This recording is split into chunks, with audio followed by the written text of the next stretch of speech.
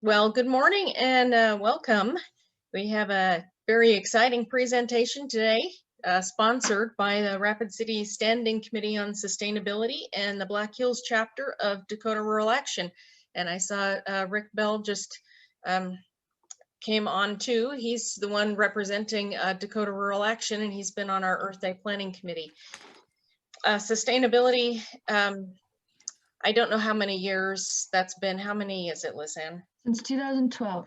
Since 2012 is an advisory board to the city of Rapid City, and we are all volunteers, and we are just trying to help them make policy decisions that are in the best interest of the environment. So that's we do lots and lots of different things over the course of the year, but as our Earth Day Expo is usually in the spring, we had to go virtual this time. So we've had a week full of activities this last week over Earth Day week, and we'll continue to be doing our work year round though.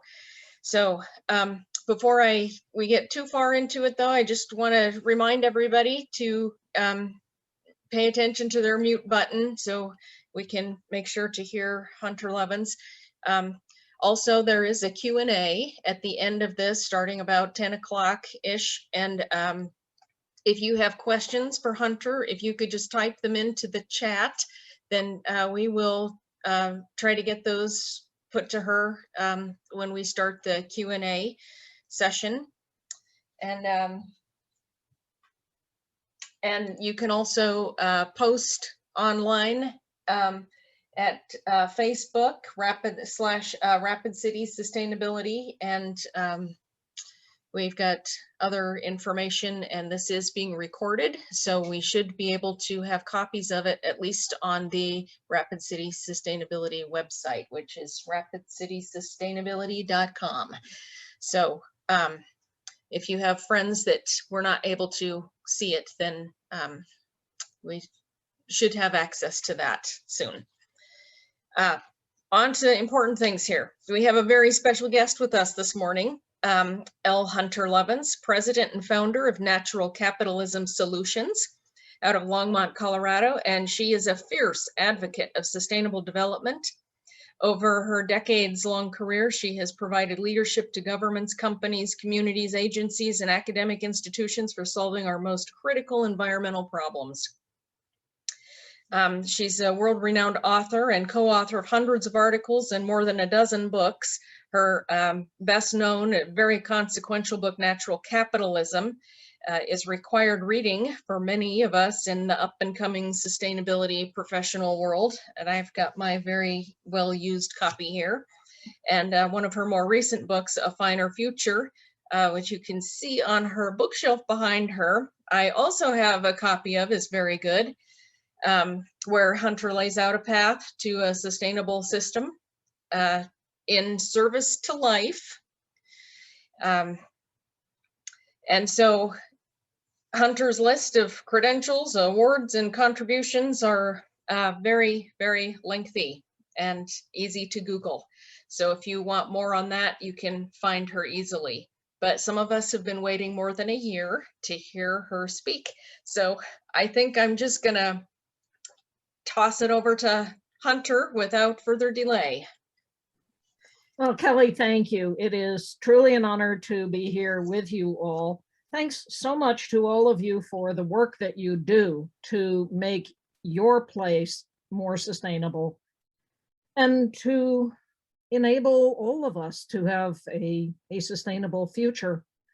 I'm going to share my screen, assuming that the magic of Zoom works for us, and talk a bit about some of the challenges facing us, but more some of the solutions, and particularly those that can be implemented in your community.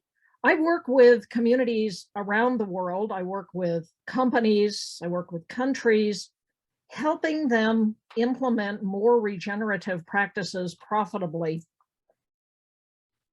The Black Hills are obviously a global treasure. They are your particular treasure.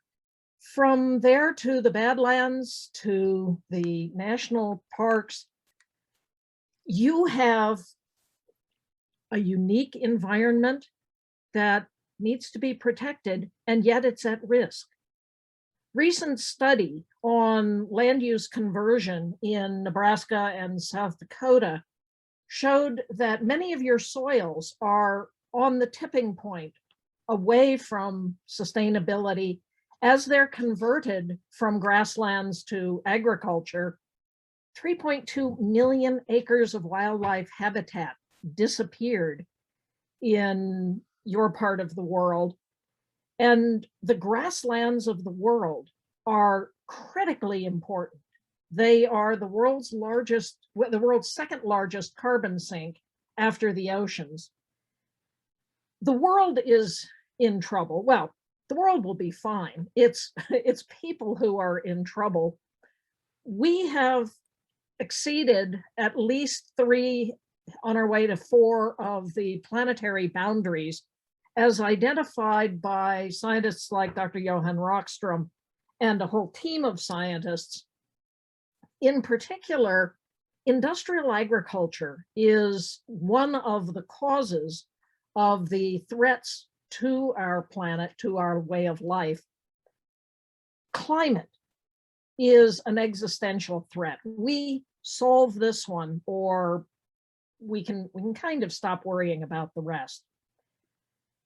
Climate is what's driving the mega fires the world around. It's driving the extreme storms. At one point, I called it global weirding. It's hotter, it's colder, it's wetter, it's drier. This was the bomb cyclone that hit Colorado a year or so back. And then, of course, it melted, flowed out east into Nebraska, such that some farmers couldn't get into their fields for the entire season. It's costing us. Paying to clean up these disasters, the cost of this goes up year on year on year and will continue to go up until we do something about it. And actually, we have it pretty mild. Something like 2/3 of humanity now lives in regions that perhaps as early as 2040 will simply not be habitable. Where are they going to go? There is no silver bullet, but we sure have a lot of silver buckshot. And I'm going to talk about 2 main areas of solutions: energy and agriculture. Energy. I work with this man, Tony Seba. Tony's a Stanford prof, Silicon Valley entrepreneur, who wrote this book back in 2014. He now has a new paper out that I highly recommend to you called Rethinking Humanity. It's one of the most important papers I've read, and you can download it for free from the web, Rethinking Humanity. And when I'm done, I'll put in the chat box the URL for it. Tony, when I first met Tony, he was saying the world is going to be 100% renewably powered by 2030, inevitably because of fundamental economic reasons. And I ran into Tony in about 2016. I said, well, now you don't think so. He said, oh, I'm convinced. So I've been watching Tony's predictions. He says 4 things are going to drive this. Fall in the cost of solar, by which he means solar and wind, batteries, the electric vehicle, and the driverless vehicle. So let's look at a few of the numbers. Here in Colorado, our coal-loving utility, Xcel Energy, a couple of years back, put out a solicitation for bids. They needed 1,100 megawatts. They said everybody bid, any source, any price. They believed that natural gas would win. Gas came in at 4 cents a kilowatt hour. Wind came in a bit below 2 cents. Solar came in a bit above 2 cents. Wind, solar, storage, 3 cents a kilowatt hour. Xcel said no. Solar tariffs, bid it again. Everybody bid it again. 58,000 megawatts bid. 3 cents a kilowatt hour for wind, solar, and storage. Xcel said, Can we close 2 of our coal plants and pledge to go 2/3 renewable? Public Utility Commission said, sure. So they started on that. They did the math. They said, let's go 100% renewable. And Xcel is now increasingly bringing on renewable power and closing off fossil power. Out in California, a couple of years ago, General Electric walked away from a perfectly functioning natural gas plant because they said it can't compete with solar. Shortly thereafter, the Los Angeles Department of Water and Power contracted for utility scale solar plus storage.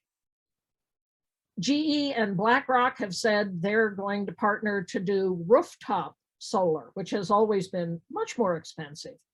Portugal hit what I call the Walmart award for everyday low price, 1.6 cents a kilowatt hour for utility scale solar. And then China announced, you know what, it's cheaper to put solar on your roof than to hook to our coal-fired grid. A lot of money is going into this. And with the recent federal stimulus and the second one that is probably going to pass in some form, billions of dollars are coming into renewable infrastructure. And this is a good thing. $1 put into renewables will generate 10 times the number of jobs of $1 put into any central station power plant. And this is why companies are going 100% renewably powered. It's getting to be a who's who of the industrial world pledging to become 100% renewably powered.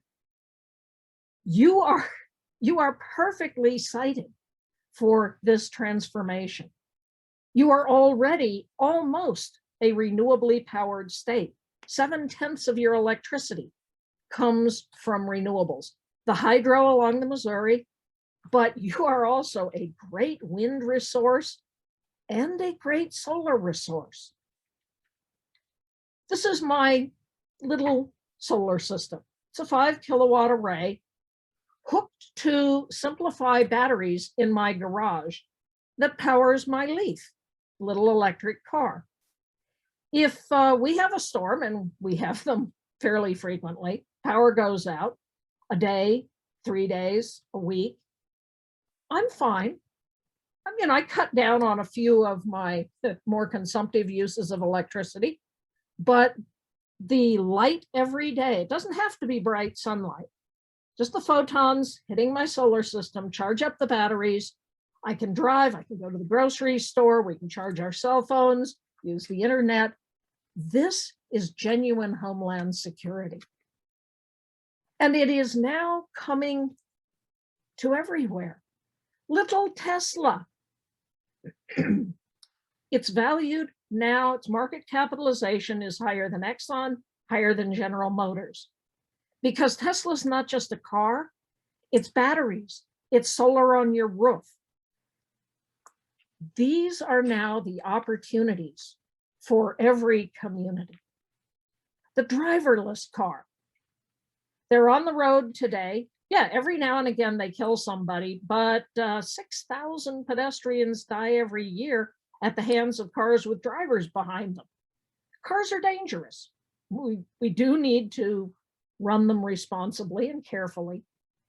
But if we had autonomous electric vehicles, it would cost 10-fold less to get what you want, which is from here to there, than paying to buy, fuel, maintain, and insure a private vehicle.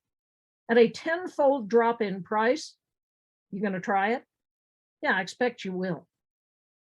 And at that point, you need 1/6 the number of cars. So parking lots become parks or affordable housing. We're going to get to redesign cities to be around people, not around vehicles.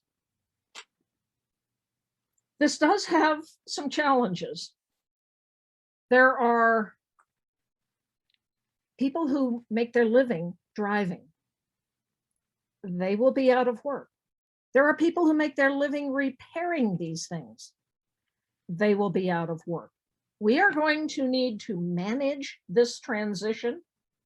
And then there are whole industries that are built around the internal combustion engine, around oil. And as the Fitch report said back in 2017, if Elon hits his promise of a $35,000 200-mile range car, the oil industry is toast and the auto industry is toast. Elon has hit that target. Bloomberg, if batteries are as advertised, this could trigger a stock market crash. Oh, last year, about a year ago, oil prices went negative. They were paying you to take oil off their hands. Now, yes, this was a one-time phenomenon because of the pandemic, because of some peculiarities in the oil business, but it was a shot across the bow of these industries. And this is coming. We are looking, if we don't handle this well, at the mother of all economic dislocations. Carbon Tracker, a group out of the United Kingdom that tracks these sorts of things, has said peak fossil 2023. And actually now they're saying peak fossil 2020. i.e., we are already on the downside away from the use of fossil energy. And they said the about to be stranded fossil assets amount to $25 trillion. That's going to be an interesting write-off, which of course is why last summer the oil majors started writing off billions of dollars worth of their booked assets that no longer have value to them. This is to say, if you have money in the stock market, you might want to look where it's invested. If it's invested in fossil energy, you might want to move it somewhere else. When the Kentucky Coal Museum puts solar on its roof because it's cheaper than hooking to the coal-fired grid at its doorstep, it's over. We are in the midst of one of the most profound economic transformations ever in human history. Sustainability is happening, whether it be reports in Harvard Business Review or certifications or Walmart going green. Trust me, when Walmart goes green, there's a business model. They are not doing this out of the goodness of their hearts. We can combine renewable energy with agriculture and solve the climate crisis at a profit. If we just converted a bit of agricultural land to what's called agrovoltaics, we can power the world. We think we're here because of this big brain of ours. We're actually here because of 6 inches of soil and the fact that it rains. And yet the way in which we do agriculture now is part of the problem. It needs to become part of the solution. If we increased carbon in the soil 2%, that would soak up all the carbon that humanity emits every year. So the French government has called for increasing carbon in the soil 4%, so that we begin to take down the excess carbon in the atmosphere. Doing this would also help solve the fact that the world is at risk of one bad harvest.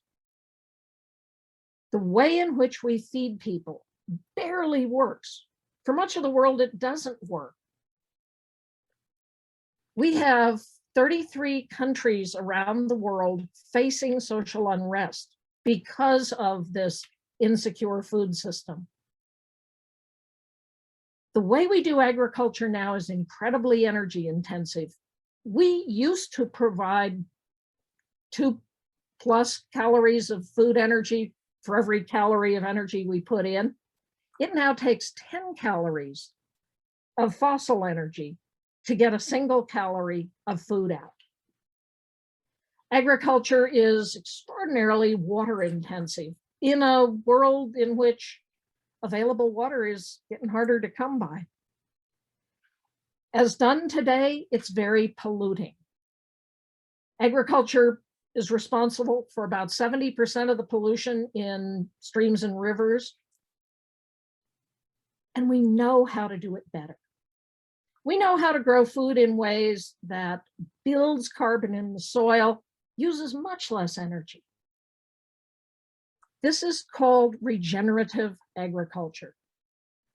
Robert Rodale, Bob, to those of us who knew him, is one of the founders of the organic movement. And he decided we need to change the name away from organic because the standard that was set allowed a lot of things that were not really organic, to what he called regenerative agriculture, which is agriculture that in everything it does improves the environment, the society, and our well-being. Vandana Shiva, the great Indian activist, has said it's the answer to the soil crisis, the food crisis, the health crisis, the climate crisis, and the crisis of democracy.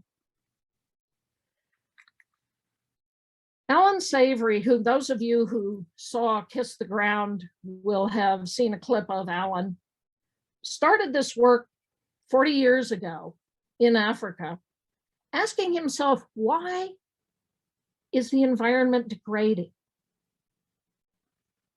Is it because we graze cattle? But why is it, if that's true, why is it that massive herds of grazing animals used to move across the land for millennia? And he realized it's not the cow, it's the how. It's the way in which we manage grazing animals, and we can transform that. On our Great Plains for millennia,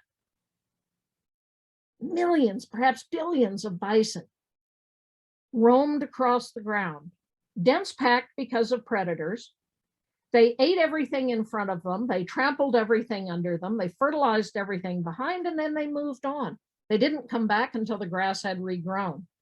There is now actually science out of Yellowstone showing that where the bison move relatively freely, they actually extend spring by eating the new grass, which then comes up behind them.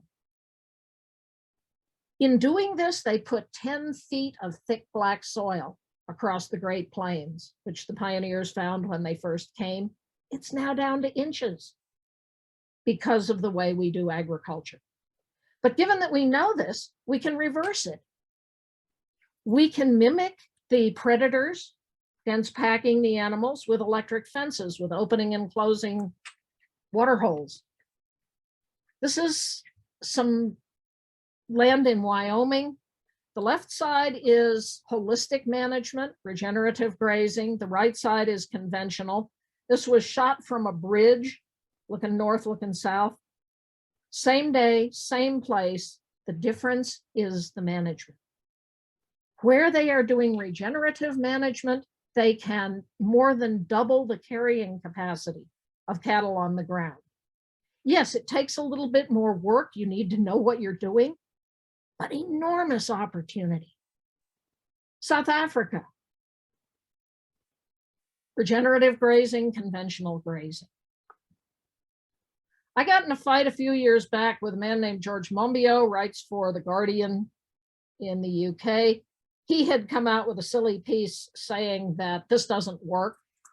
I said, yes, it does. And I know it does because I've done it. I managed 1,000 acres of ground, which had been left to be natural.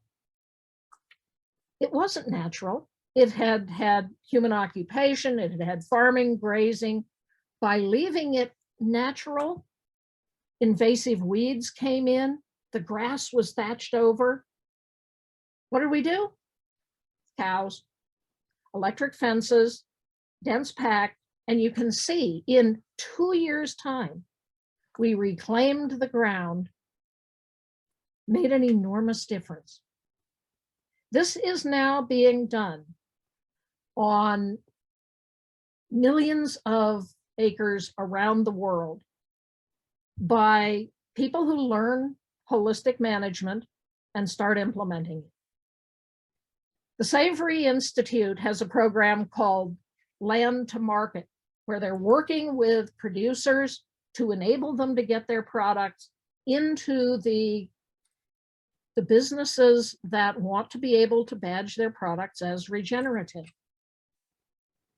Here's what we're talking about. This is Marty at the Land Institute in Salina, Kansas, holding up some kerns of wheat. This is perennial wheat. You don't plow the ground. It comes up every year, just like the grass. Above him, next to him, is annual wheat. See the difference in roots? So Patagonia has teamed up with the Land Institute to make beer called Long Root Ale out of this kerns of wheat. Meet Gabe Brown. You will have seen Gabe in Kiss the Ground. Gabe's your neighbor to the north, up in North Dakota. He was a commodity corn, soybean grower who's going broke. He said, I'm going broke, I'll try anything. First, he went to no-till. He stopped breaking the soil. Why? Because it cut his cost. Then he was told, plant cover crops. The cover crops will actually pull nutrients out of the air, so you don't have to pay for fertilizers.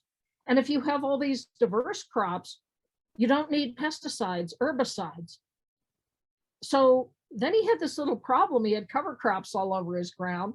So he turned his cows out to eat the cover crops. Gabe said, soil in the ground is the key to farm profit.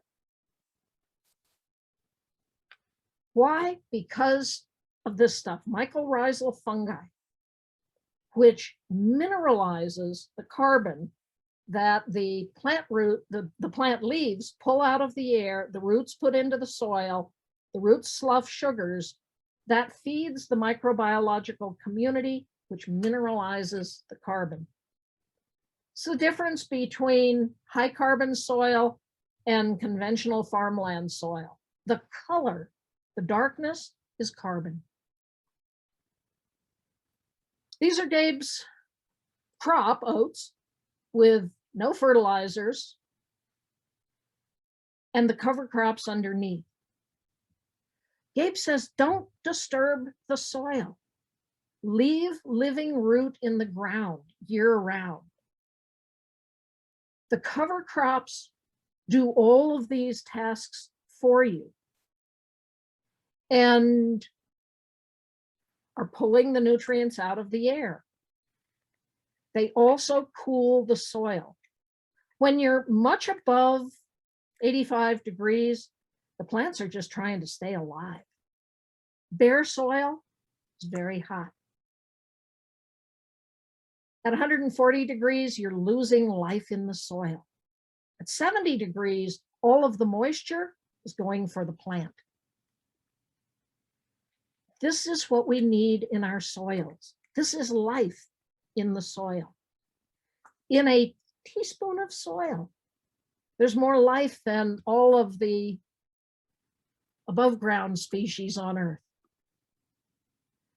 The fungi in particular, the mycorrhizal fungi, is what does the heavy lifting. And we know how to increase mycorrhizal fungi. Get rid of the poisons, stop breaking the soil, and keep living root in the ground. Excuse me. When you do this, it also builds the capacity of the soil to retain moisture. This was a rain bomb that hit Gabe's farm. This was his neighbor's farm. This was his. The water soaked in. Every 1% soil organic matter, carbon, is 20,000 gallons of water holding capacity. So in a world where climate change is bringing ever more violent storms, this is starting to become a survival strategy. It's what keeps the soil in the soil, not in the haboobs in the massive dust storms. So Gabe grows all these cover crops. He turns the cows out. What he's doing is converting cover crops to dollars In the spring, he drill seeds his corn, soybeans, and is getting as high yield as if he fertilized, and higher yield than many of his neighbors.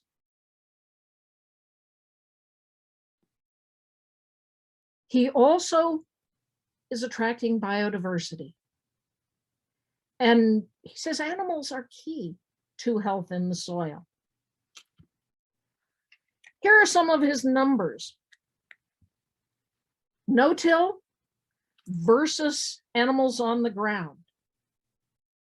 You can just go to no-till, but you get so much better in terms of nutrients in the soil if you add animals. And here's his progression from when he started in '93.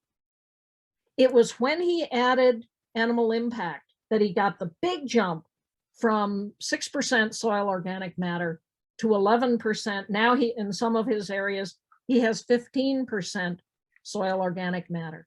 Again, every 1% soil organic matter is 5 to 10 tons of carbon per acre and 20,000 gallons of water holding capacity. Gabe is rolling climate change backward at a profit. Oh yes, profit. He used to sell commodity corn, soybeans.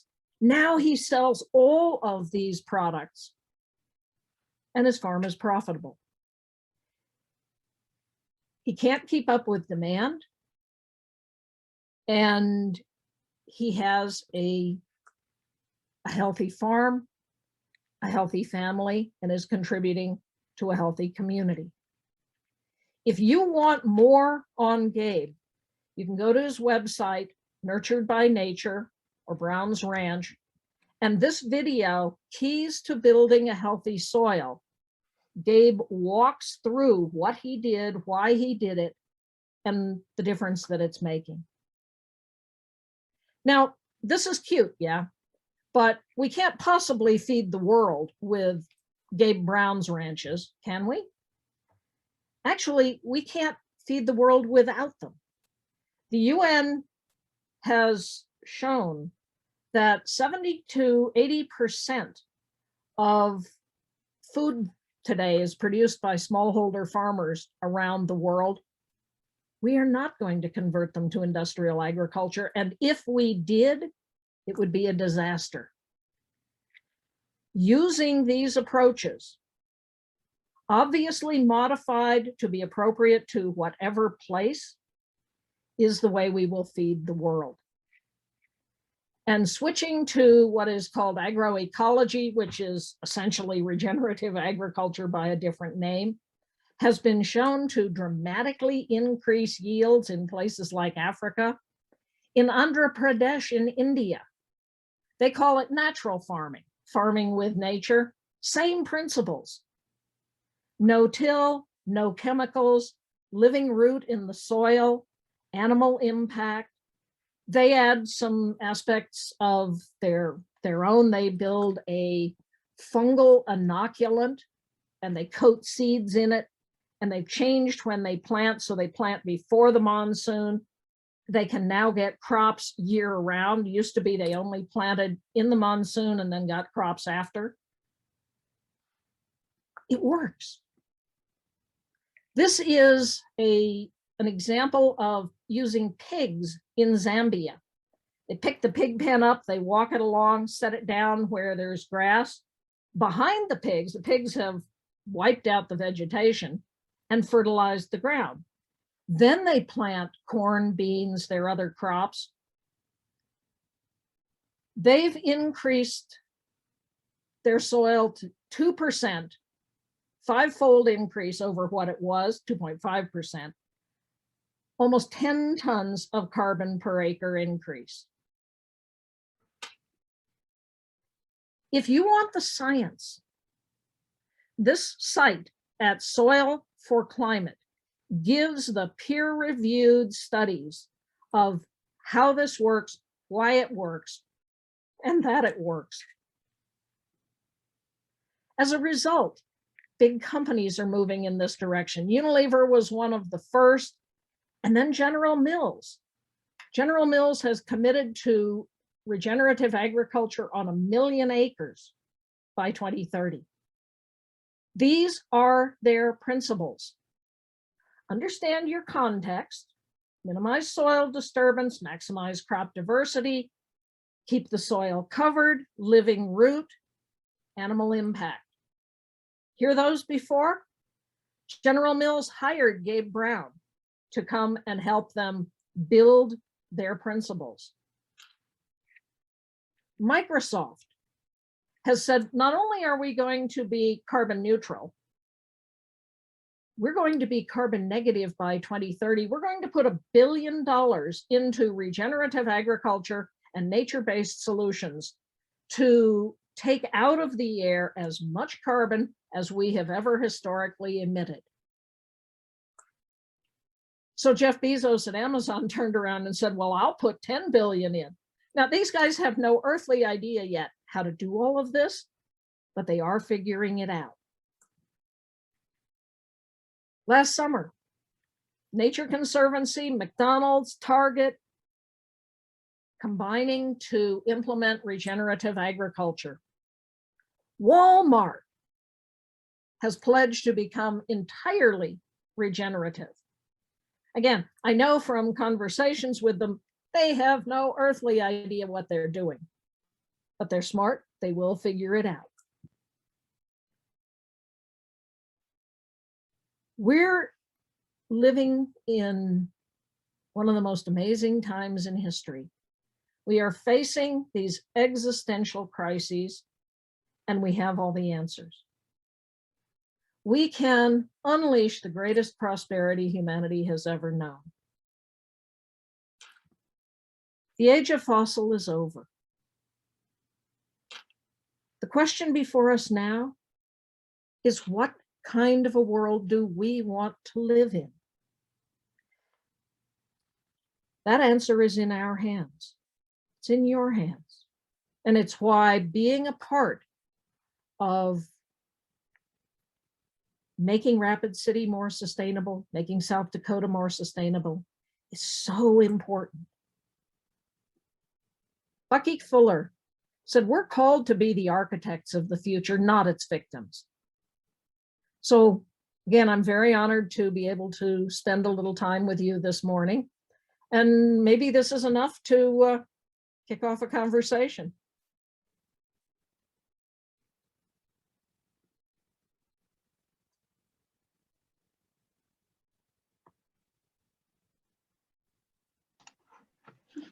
Sorry there, I hit the wrong button there, Hunter. No worries. Thank you so much for that. That's a chunk, a lot to think about. I just, I see we've got some people on and wondered if they have any questions. I don't see any. I'm happy just to take questions from folk. We're a intimate enough group, we can do that. Yeah, we don't have any questions in the chat. So if you guys have questions, we can maybe get Lisanne to let people unmute themselves and ask questions while we have Hunter on the line here. I know Rick unmuted himself, so I bet he has the question. Okay. Actually, I have the question. Oh, yeah. His wife. We live here in South Dakota, and most of our land is steep hill. It's not very big, but it's big. I mean, it's big enough that we have to deal with it. And because it was pretty heavy rock when it was, part of it was excavated and other dirt was pulled on the other side, even though they put the netting up to try to hold the topsoil that they put down, it all slid to the bottom. You know, we're trying not to mow it or cut it, but is there anything else we can do to, I mean, I tried to plant, although it's still so hard, and wildflowers. Is there any way to get more growth, dense growth, to hold that soil, powdery soil in? I would talk to folk in your area who know cover cropping and ask them which particular cover crops are appropriate for your area and for precisely what it is that you're trying to do. You can take a look at the video that Gabe Brown has, Keys to Building a Healthy Soil, and look at the list of cover crops. He uses about 28 different kinds of cover crops, and then just start experimenting. So you want things that are perennials, that are relatively deep-rooted, and that do well in your particular microclimate. There are companies that do cover cropping, and you can just Google cover crops, call them up, tell them where you're at, ask them what works. Yeah, Soil Health Coalition might have information as well, and then just try it and observe. Every piece of ground is different. It's one of the reasons that getting science on all of this has been so hard. You can't just do one plot of land, test it and say, okay, that works for the whole world. You have to take your particular piece. You might try planting some shrubs. I don't know your piece of ground, but you might also try some grazing. See if you can borrow a goat or two. What you want is the animal impact, the disturbance of the ground from the hooves and the eating of the plants. When a plant is eaten, the roots slough polysaccharides, sugars. That feeds the microbiological community, and that's what will begin to build this health in the soil. There's a film you might want to take a look at, wholly different biome, called The Biggest Little Farm. It's on Netflix. It's a couple who went to a clapped out piece of ground and started trying to repair it, and all the challenges they went through, but also all the learnings that they had, and then ultimately the incredible success. So good luck. If I'm ever so lucky as to actually get to come up and see y'all, I'll be happy to come out and take a look at it. Then I can tell you maybe a little better. Awesome. Thank you. Any other questions? I have one if no one else wants to go first. Okay. In talking to a couple people about this presentation, I think they were unable to come and asking me to ask the question. I think they were asking about how, I know it's really incumbent upon the small farmer, but how do you, at your community level, scale these things up so that we have more impact than what we can just do on my little 3rd acre here? You do exactly what you guys are doing. You start getting together and talking about it.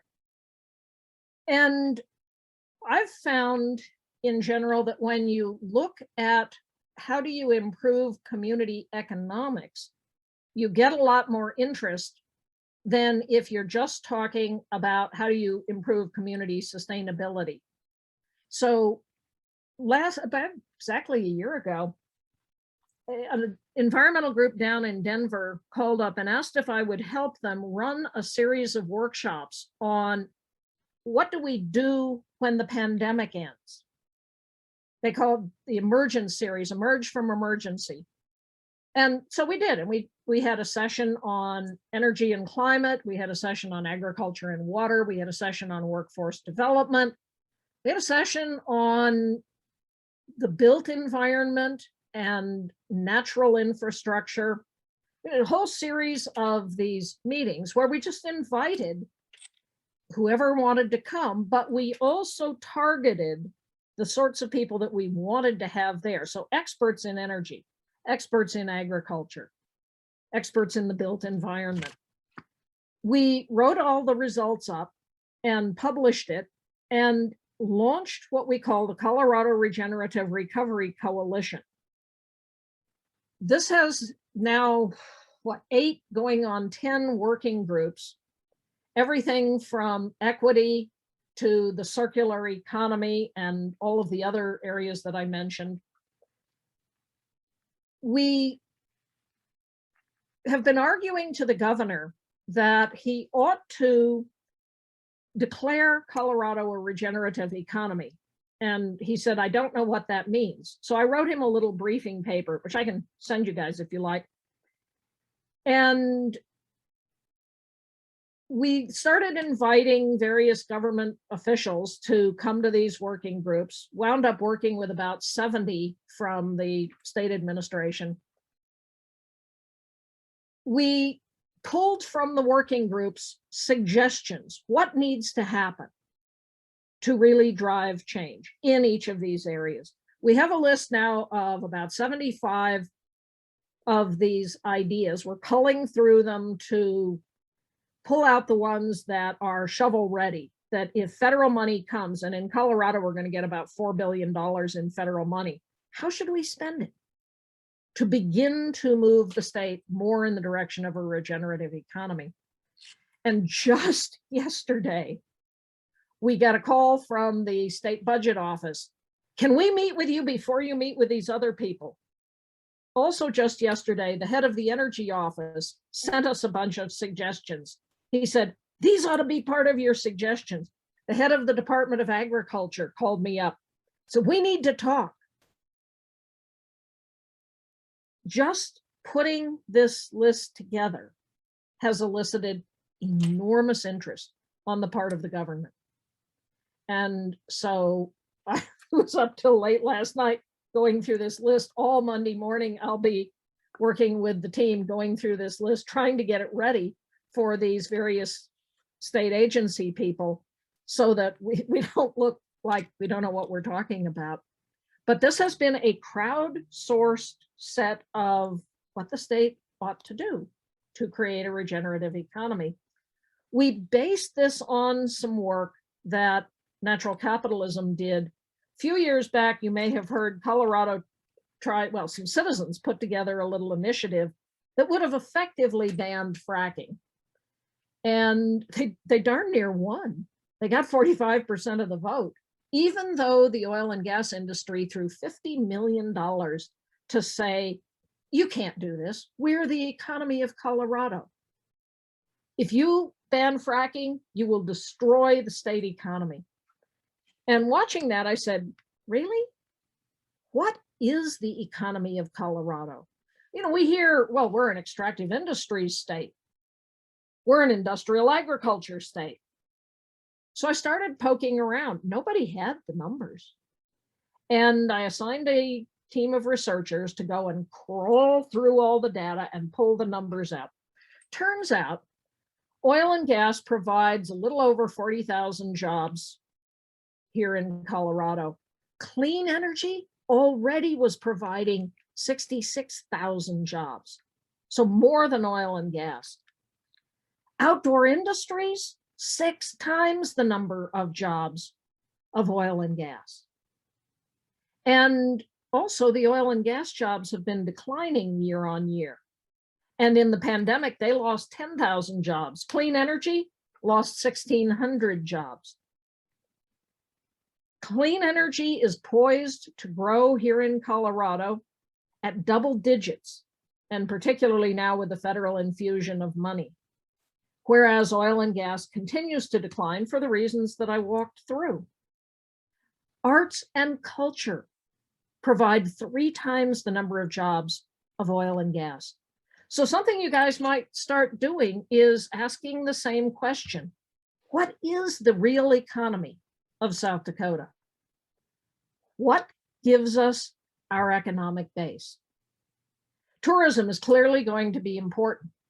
So what do tourists want? We find the world around that what's called ecotourism attracts a higher caliber of tourists. They spend more money per day spent in a region. They spend something like 85% more money than an average sun and sand sort of tourist. And ecotourists want to stay in a hotel that's green certified, to eat organic food that's locally produced. They want farm to table. So they want the kinds of services that you're providing to them will move your community in a more sustainable direction.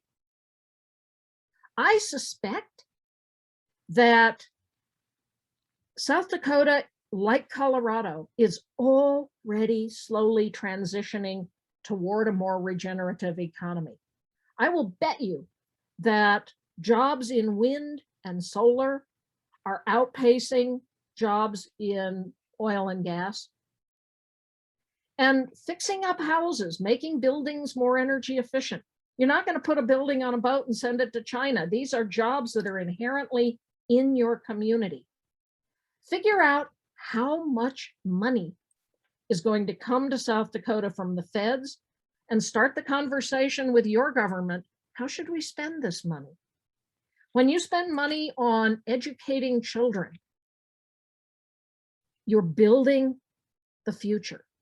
If you spend money bailing out failing industries, you're rat-holing money.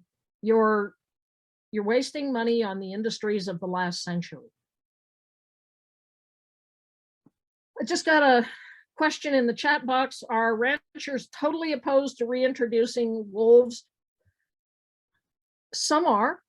We have been fed this myth that wolves are destructive of calves. Wolves actually mostly in Farley Mowat showed this years ago up in Canada.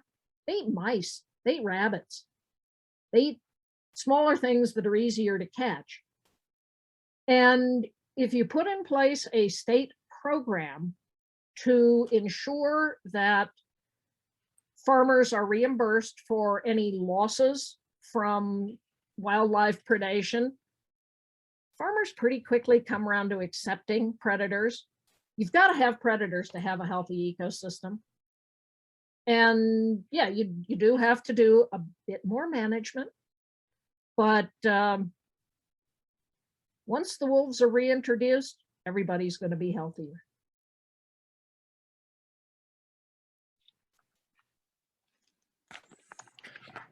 I think I'll jump in. Good morning, Hunter. Thank you very much for joining us. It's great to have you. I've had the opportunity to work with Catherine Greener. Who just texted me. I'll tell her hi from you. Please do. Yes.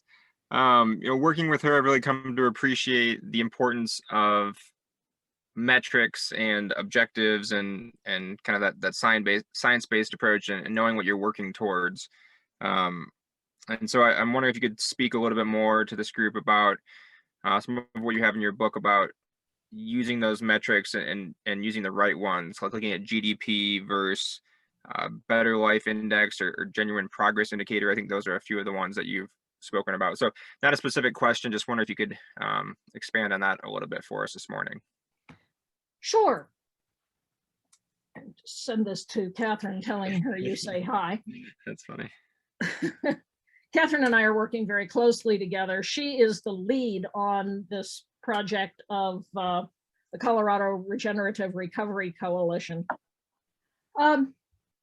GDP was created by a man named Simon Kuznets in the 40s as in effect, a heat gauge in a car. It measures the throughput in the economy of money and stuff. And money and stuff is useful, but going back to fundamental principles, it's only two of the four forms of capital that you need to be able to create wealth going into the future. The other two are human and natural capital. GDP doesn't count those. So a divorcing cancer patient who gets in a car wreck does wonders for the GDP. She's divorcing, she's paying a lawyer, she's been in a car wreck, now she's going to pay a doctor and she's going to pay somebody to fix her car. All of that is counted as an increase to GDP. Is she any better off? Well, no. Bobby Kennedy had a lovely quote years ago, back in the 60s, about what GDP counts and what it doesn't. And it counts wars and pollution and guns and violence. It doesn't count the health of our children. It doesn't count the beauty that's around us. So new metrics like genuine progress indicator, put together by a team headed up by Dr. Robert Costanza, who's sort of the father of ecological economics, tries to count all of GDP, but also count, are people getting better off? Are people happier? Is their well-being higher? And it's a much better metric to use. And you can actually start using it in a city government, in a state government. It's a set of indicators, and indicators are just that. They indicate whether you're getting better off or worse off. And Catherine just texted me, please say hello back. Kevin is a rock star.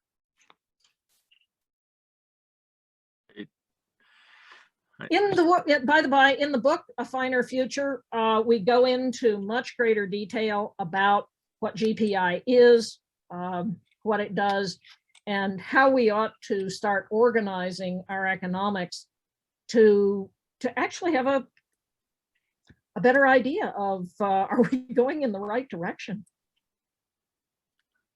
Yeah, that's But critical. Catherine says you're a rock star. You know everything you need to know to start doing this in No, South oh, no. Dakota. Appreciate learning from you. Thank you.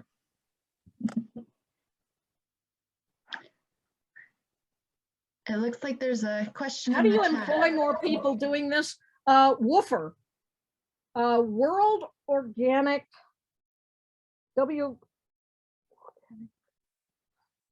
somebody Google Woofer. This is a program, it's an organized program where young people travel the world and go to people, willing workers on organic farms, go to organic operations and help them out. And see if it's possible to do a deal with woofer young people. You might also look at gleaning.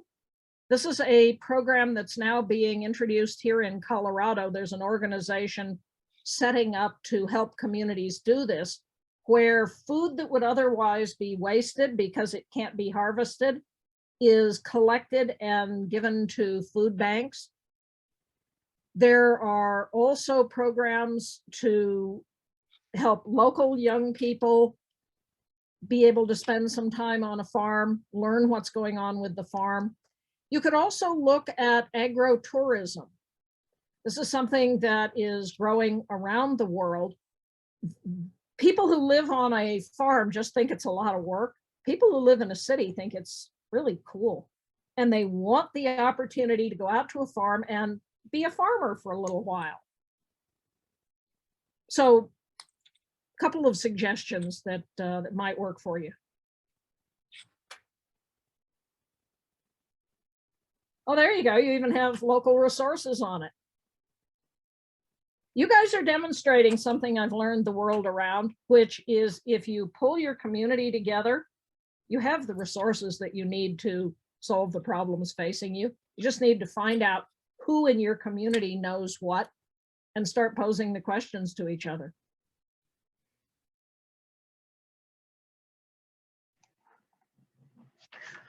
So Hunter, I'll jump in with a question, Lisanne here. I just was curious of your thoughts about some of the new federal legislation, the Growing Climate Solutions Act, the 30 by 30. Are these solutions, are these going to actually help us get done like some of the things that you're talking about? Just general thoughts. I'm kind of new to learning about these, so I don't have an opinion or anything, but I'd be curious to hear yours. Well, what just happened was Biden announced 50 by 30. Oh, This is a big deal. yeah.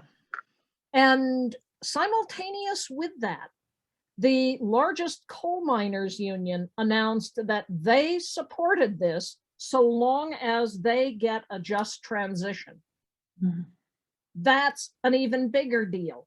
Mhm. The political pressure by fossil industries to take care of the workers by continuing to subsidize fossil extraction.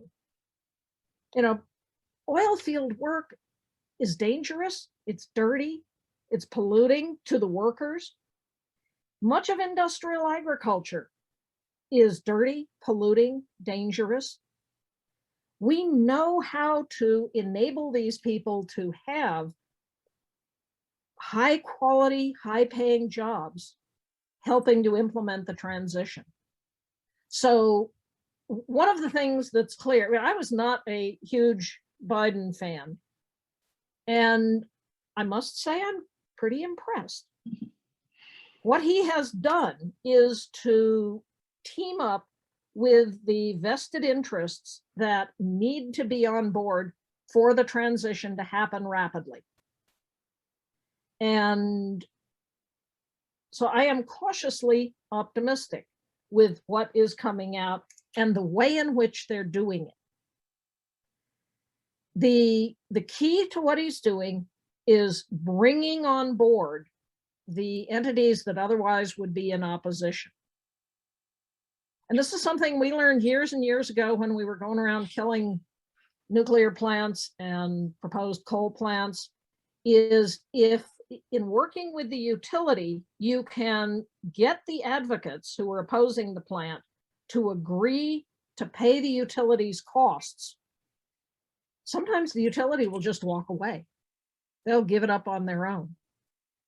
So yeah, we do have to give something to these opponents, but it turns out to be a heck of a lot quicker to get to the solution that we all know we need to get to if you bring them on board. Mm-hmm. So watch this space. Cutting our emissions 50% by 2030, unless Tony Seba is really right. If Tony's right, it's going to happen anyway. And so what Mr. Biden has done is acknowledge reality. But if Tony is wrong, and you put enough engines on it, you can get a bathtub airborne, you throw enough subsidy money at it, you can keep a dying industry alive. There have been these enormous pressures to keep fossil alive. And so as much as I respect Tony, and as much as so far he has been just spot on with his predictions, I've been worried. Begin to get the political momentum shifting in the direction of a regenerative recovery, of job creation, of measuring increases in community health and well-being, of ensuring that everybody has a living wage job. These are the sorts of things that will ramp up the economy. Now, as the economy ramps up, this is getting a bit to what Kevin was talking about, there are limits to growth. We cannot increase the throughput of stuff and have a livable planet. And so we need to get good at substitutions so that what we're increasing the growth of are things like educated children and solar panels. And that we're doing this in a circular economy so that when we're done with something, it doesn't become waste, it becomes the feedstock for the next generation of product. Europe is much better at this than we are. They're putting in place legislation, things like producer responsibility. You make it, you own it. At the end of its life, you take it back. You disassemble it and make it into a new product. We just throw it away. Mm-hmm. Enormous wastage. We did a calculation years ago of, let's see, of all the stuff that gets dug up and mobilized into our economy, less than 1% of it is ever embodied in a product and is still there 6 months after sale. All the rest is waste. But put it another way, it's an enormous business opportunity. We're paying to produce this stuff. We're not deriving value from it. And so organizations like the Ellen MacArthur Foundation, which has the Circular Economy 100 companies that are pledging to be part of a circular economy. are beginning to move us more in the right direction. So you have companies pledging to be zero waste to landfill at their plant boundary. They will recycle everything. Cool program that's just getting started here in Colorado. Zero food print. So restaurants add 1% charge to your restaurant bill. That money goes to pay to recycle all their food waste, to compost it and get it to regenerative farmers. And Boulder County just signed on for it. There are half a dozen restaurants that have just signed on. So check out Zero Food Print and see if this is a program that can translate to South Dakota. I just heard about that, but I hadn't heard the term food print yet. That's a new one, so thank you. Yeah.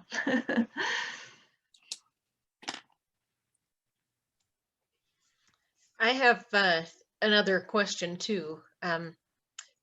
What is happening in Rapid City is that we have a whole new arm of our Air Force Base that is growing. And it's a little suburb east of town called Box Elder, and it's growing gangbusters. And by virtue of proximity, Rapid City is growing gangbusters. There's, shortages of housing. We're gonna, it's going to happen very quickly, they say, and that we're gonna, have 5,000 more people in the next few years because of this expansion to the Air Force Base. And so, as I listen to you, it seems like an opportunity to direct the growth in a direction that's going to be more regenerative. Who and how would we start conversing with the right people to, plant this little seed? That's a very good question and very timely. Let me see if I can find her contact information. There's a woman there named Claire Mendelson. Last I checked, she was, that's probably not a good address. I will look out her address and send it to you. Now I've got to make a list of everything I'm sending you. So I am sending you Gov's paper.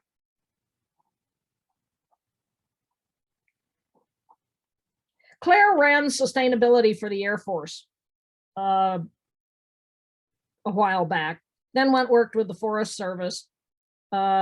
She would have a lot of suggestions of how to go about talking to the Air Force about these issues. The military in general is better at implementing sustainability. Well, it was until the last 4 years. And I suspect it rapidly will become so again. I suspect we will see a new executive order getting all of the military services to go back to implementing sustainable practices, which the military is keen to do because it cuts their cost and enhances their warfighting capacity. And then it's a question of working with the base commander, working with whoever is allocating funding for this to ensure that their impact on your community is a benign one, and that you use the added resources to help with the sorts of transitions that you want to do anyway.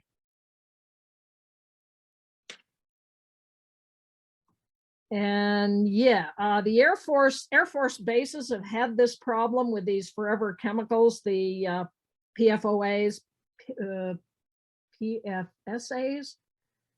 And so entering into a sustainability conversation with them now is clearly a good thing. And I'll send you Claire's contact information and write a little letter putting the two of you in touch.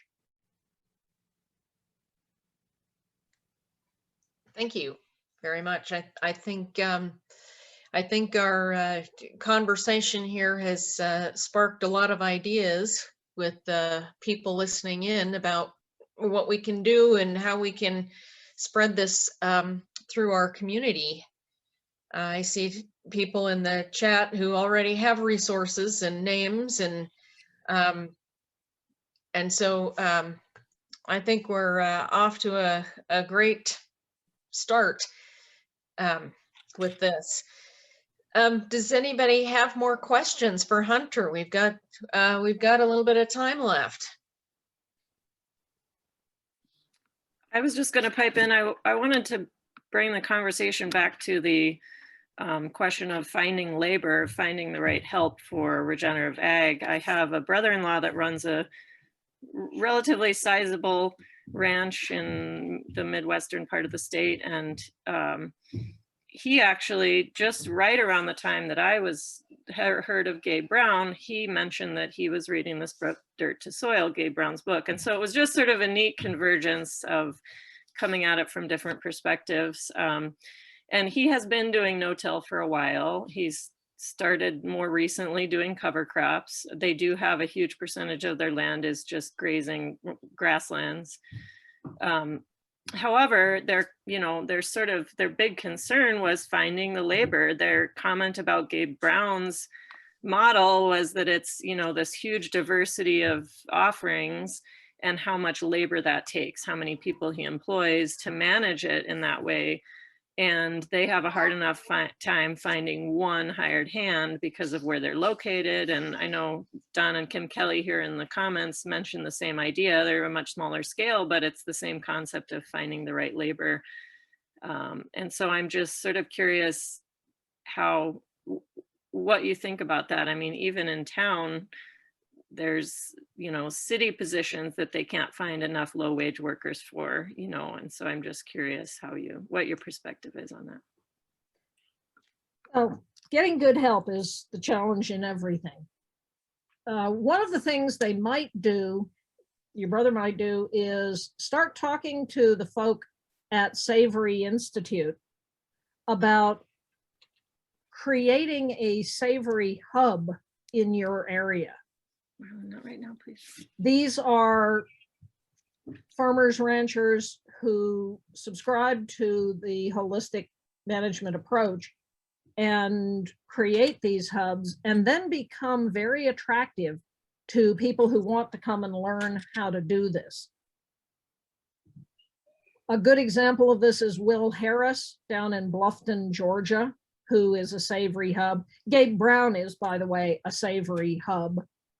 And Will employs, it's 165 people for his 5,000 acres. His neighbor commodity peanut farmer on same acreage has 4 employees. As a result, the little town of Bluffton, Georgia is coming back to life because now there are jobs. And obviously this has to scale up from a conventional operation to a full-on savory hub. But Will's not having a hard time finding people. People want to be a part of something that's contributing to building a better world. What they don't much want to be a part of is the same old way of doing things.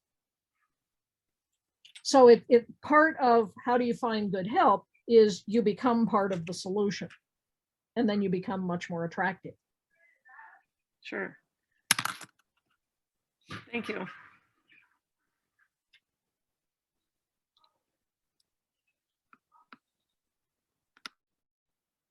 Other thoughts, comments?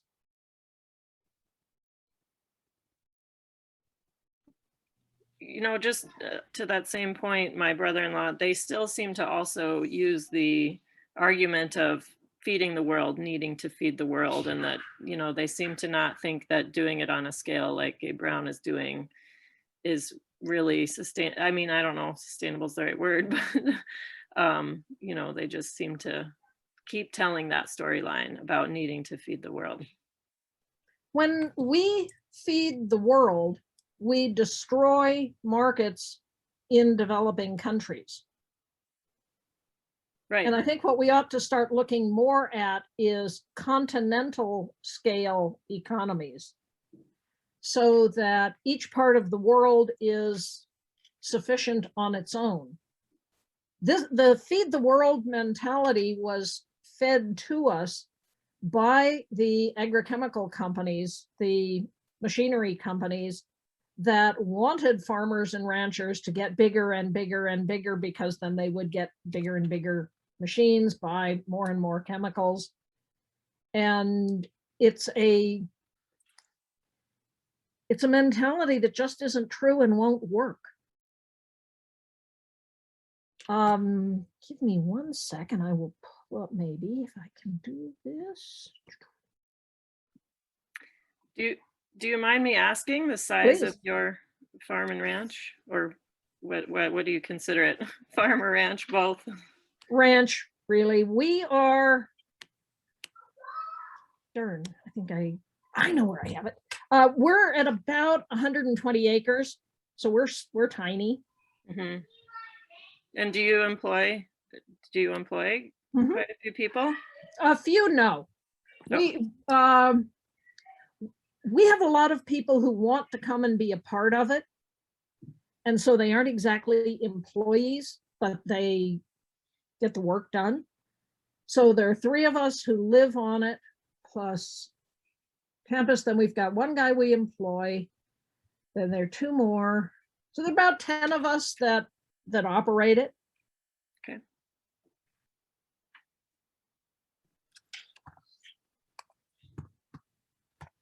Yeah, one thing I would venture to tell my brother-in-law is that they might have an easier time attracting people that know they're going to be doing a variety of things rather than driving tractor all day, because that's a lot of what they need hired help for, you know. I just put in the chat box a video of Indian natural farming, and it'll give you a sense of how it is that the rest of the world will feed itself, and why the idea that an American farmer rancher is going to get rich feeding the world is just not on. Good point. Why do we need to feed the world, in other words? Yeah, well, the approach was tried. It was called the Green Revolution in India, and it failed miserably. It put farmers deeply in debt, buying equipment and chemicals and seed, such that a lot of farmers in India started committing suicide. Farmer health was declining, farm health, community health around the farms was declining. And this program, now run by the state government in Andhra Pradesh in India, is trying to transform all of that.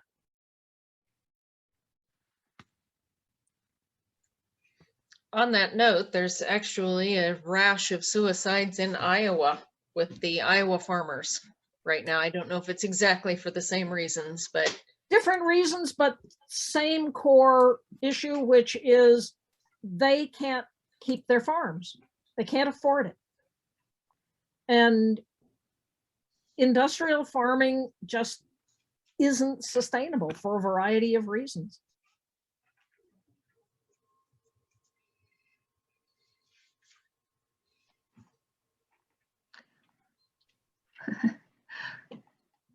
So I know I could ask more questions, but there's a few folks that haven't asked any questions yet, so I don't want to take up all the time. We've got folks here with Dakota Rural Action and our local chapter of Citizens Climate Lobby, and I don't want to call them out, but I know they're here, and I'm sure they have a chance to ask any questions before I take up all the time. So I'll ask a question on behalf of Citizens Climate Lobby. So a couple things happened this week that we're pretty excited about. And one is Senator Thune was actually one of the co-sponsors of the Growing Climate Solutions Act in the Senate. And the whole Midwest, both Democrats and Republicans signed on to this. And that was our ask to him when we met with him, with his staff in in December and again in March. So we feel like that's coming along. But your opinion, I'd love to have your opinion or your thoughts on our primary ask has been for 10 years to put a price on carbon and then take that money and give it back to citizens as a dividend to offset any rising expenses they might have. What are your thoughts? Have you heard of us or heard of that? I have heard of you. I've worked with your national leadership. Okay, We great. agree on some, which is we need a price on carbon. I prefer carbon markets to carbon taxes.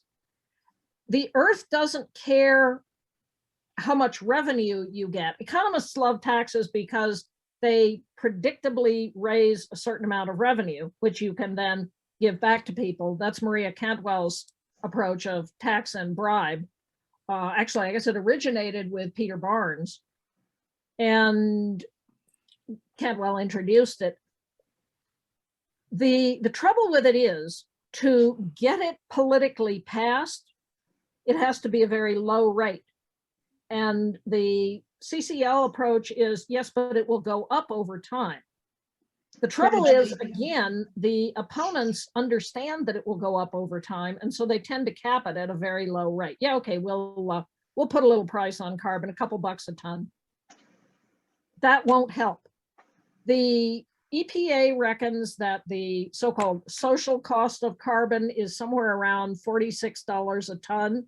The scientists say it's at least $100 a ton and probably more like $200 a ton if you count the damage that's being done around the world from climate change. $200 a ton tax on carbon is not going to happen. And yeah, Patricia put in the NORI carbon market. That's one approach. The bill that is just now wending its way is another, which is pay farmers to sequester carbon. That I'm a big fan of, because as I said, the numbers are enormous. And as soon as farmers start to see a revenue stream from switching to more regenerative practices, they're on it like white on rice. It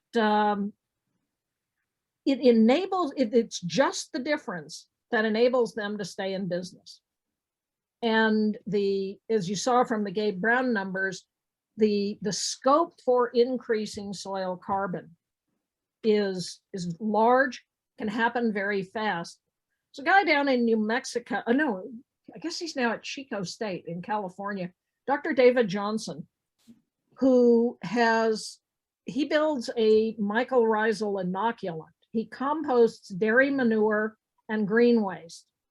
Not wholly unlike what the Indians are doing in that little video that I posted into the chat, but somewhat more high tech. He's getting increases in soil carbon of 15 tons per acre per year. That's a lot. That's a huge amount. And if farmers start getting paid for that, one, we solve the climate crisis in a hurry. We ran some calculations that if you increased soil carbon by a ton per acre per year on all the world's grasslands, now that's a big if, but again, doing this is profitable. In 30 years' time, you get back to 280 atmospheric concentration of CO2 of 280 parts per million, i.e. pre-industrial. And I recently talked to some folk who said, yeah, but that's a big if. So run it out to 60 years time. Okay, run it out to 60 years time. We still solve the climate crisis in the lifetime of our children, just through soil carbon. You add in renewable energy, so we're decreasing the amount of emissions. And then you add in all of the other approaches.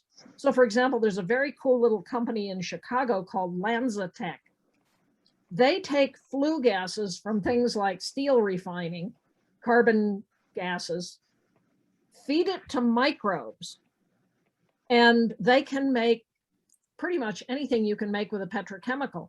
So they can make jet fuel, they can make tires, they can make plastics.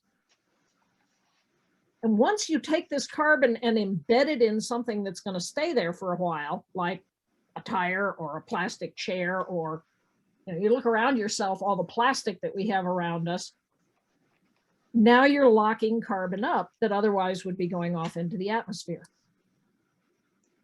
So if Citizens Climate Lobby can get a tax passed, I'm all in favor of it. I doubt that you can. So then what do? That's why I default to things like these carbon markets that pay farmers. We run a little one here in Colorado called Colorado Climate Fund. This was put together by the state government 3 governors ago. And another governor came in and they lost interest. So it went off to Oregon. It's a deal where you pay an additional $25 and you get a clean energy license plate. And the money in theory was going to go to promote clean energy. We said, wait a minute, what we really need is money going to farmers to sequester carbon. Why don't we bring it back from Oregon and switch it into a carbon farming approach? The state said, fine. So we did. So for an additional $25, you get a, carbon reduction license plate, and the money goes to farmers. You could put this sort of a program together. You could work with NORI, which is a pretty good outfit. I met with those guys when they were first getting started. I like them. I think they're doing it well. There are half a dozen others. There was one called Indigo Ag, which I'm not so sure is a good thing. And if this legislation passes, this will be a big deal. And Vilsack has said, and when Biden was running, he said, we are going to do carbon farming. And Vilsack has said, fine, let's do carbon farming. So here we go.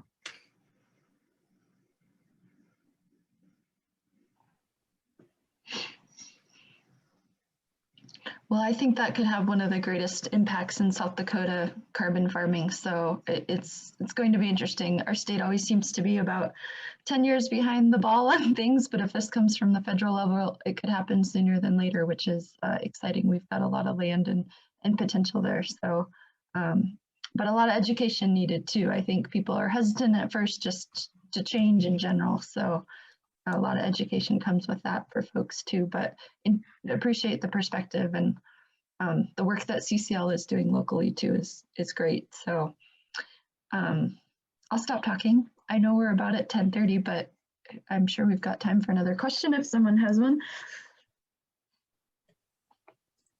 This is Rebecca Turk from Dakota Rural Action, and excuse me for not turning on my camera. I facilitated a conversation last night and I'm not feeling camera ready quite yet today. But thank you so much, Dr. Lovins, for being with us. And I guess, and I hope I haven't, because I've been bopping in and out, haven't missed any conversation about this, but one thing that I think concerns a lot of folks, particularly in the Black Hills, but definitely in other places and across the West in particular, is the movement toward renewable energies that require some pretty invasive and destructive mining processes. So of course, here in the hills, I'm thinking about how the Democratic Party has now added a pro-nuclear platform. And that certainly concerns us because out of the stack, it might look clean, but we know on the front and back end, nuclear energy is not a clean energy. I'm also thinking about places like Thacker Pass and the lithium mining issues. So I guess I just love to hear your thoughts on that, if you would. Thank you. Well, for starts, nuclear is not clean. If you add the fuel cycle, as you say, it is about as carbon intensive as natural gas, not counting the fugitive methane from fracking for natural gas. But nuclear is not clean. It's also not economic. New nukes come on at around 20 cents a kilowatt hour. New solar comes on at, well, as the Portuguese have shown, 1.6 cents a kilowatt hour, or US little over 2 cents a kilowatt hour. Just do the math. So I wouldn't worry too much about nuclear, although again, as I said, you throw enough money at something, you can definitely get a stupid program going. Lithium is an issue. The best batteries that we have now run on lithium. We have to start recycling it. We've been throwing it away. We know how to recycle lithium batteries, and we ought to apply the same principles to mining anything that we do to any good environmental policy, which is don't do it in a sensitive area. It turns out there is a lot of lithium in the world. It was considered a rare earth. It's not. And there are lots of places where you can do responsibly managed lithium mines in ways that don't degrade a natural heritage like the Black Hills, let alone a spiritual heritage for the native peoples whose land it really is in the first place. So pick the right place to do it, use it efficiently, ensure that you're reclaiming it when you're done with it. There are new battery technologies coming on that may not even need lithium. There are various solid state batteries. There are organic batteries, where we really are only at the inception of the revolution in batteries. And if you have a lot of solar, you don't need so many batteries. The latest calculations, there's a guy in Germany, Dr. Christian, Germany's in Finland right now, Dr. Christian Breyer, who has done a scoping calculation of how to meet the energy needs of the world using photovoltaics. Dr. Mark Jacobson at Stanford has done the same thing using a diverse array of renewables. And in each case, there is plenty of material to supply this. We just do have to be careful with the renewables, as we ought to be with everything, to do it in the right way. So the piece of news I got recently that is disturbing is half of the world's polysilicon, which is what you need to make solar panels, is being produced in Western China with forced labor, Xinjiang province, with the imprisoned Uyghur people. Like, ugh, come on, China, get your act together and stop running concentration camps so that we can get on with powering the world. But what that says is, why is the world dependent on China for half its polysilicon? Let's start making our own polysilicon here domestically and do it in the right way. We as a people, as a world, have been very lazy and have allowed manufacturing to go to places where the labor is cheap and exploitable. And we need to stop doing that. We need to pay a fair living wage to all people. And you say, well, there's not enough money to do that. Actually, that's not true. In 2014, a calculation was run. If you take the bonuses, just the bonuses paid to Wall Street bankers, it would be enough to pay everyone now on minimum wage $15 an hour. Just the bonuses. So there's plenty of money. It's a question of making a commitment that we're going to build a world that works for everyone, and we're going to do it in the right way.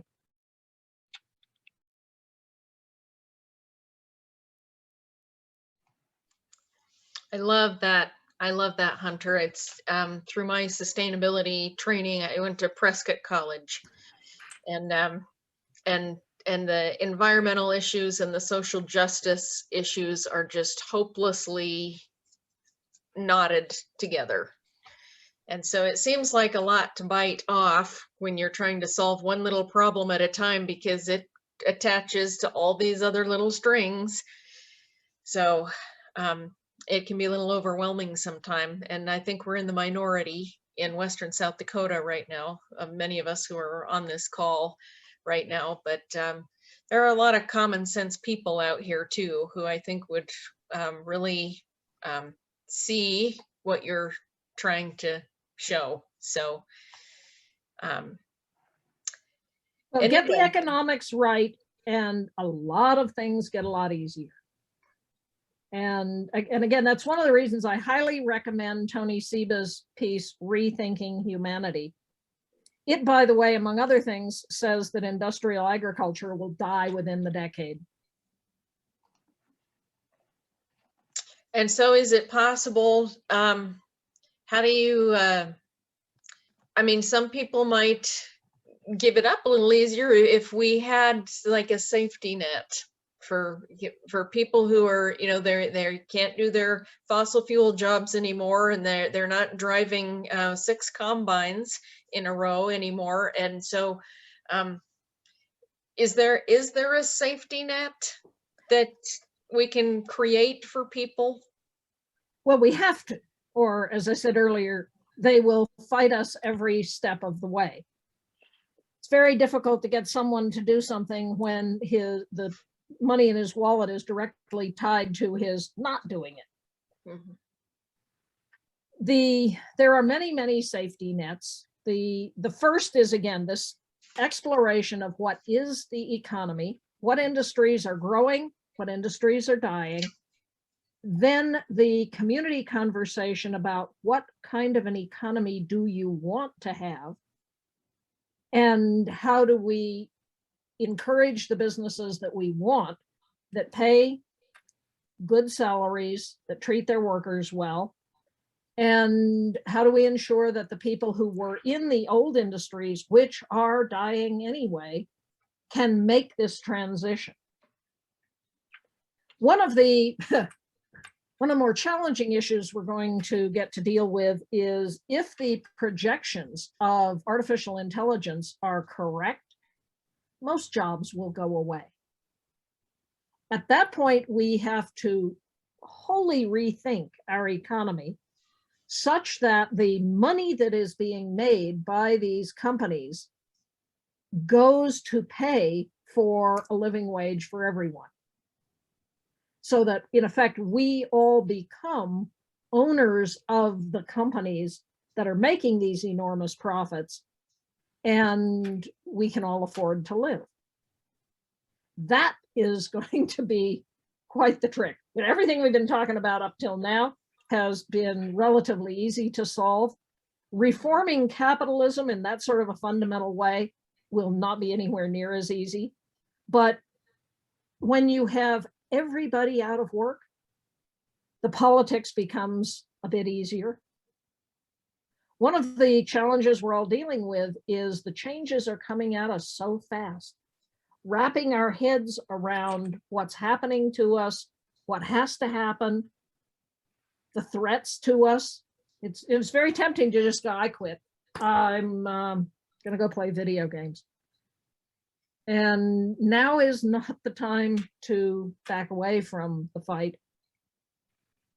Many of my heroes died not knowing whether we were going to make the transition.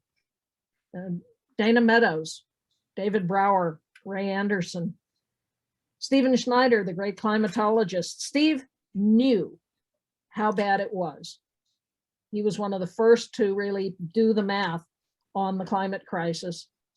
And he spent his life on airplanes trying to put in place the solutions.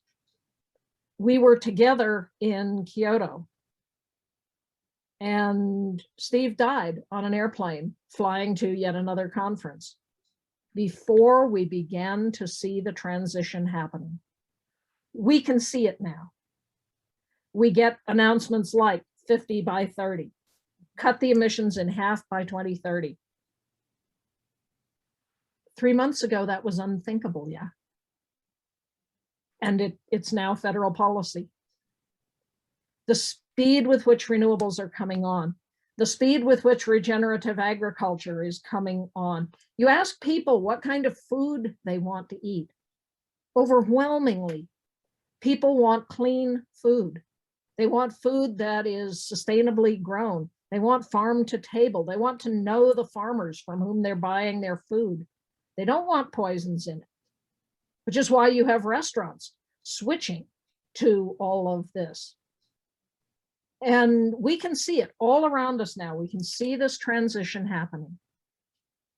We live in the most amazing time, perhaps ever in human history, in which we have all of these solutions. It's up to us to make sure they happen for our children, for the world's children. And because it's fun. Yeah. Thank you for that. Any other questions? We're at about 10:45. Probably should wrap up unless someone has another dying question. We have really appreciated your appearance here today, Hunter, and I know we'll be talking about this for months.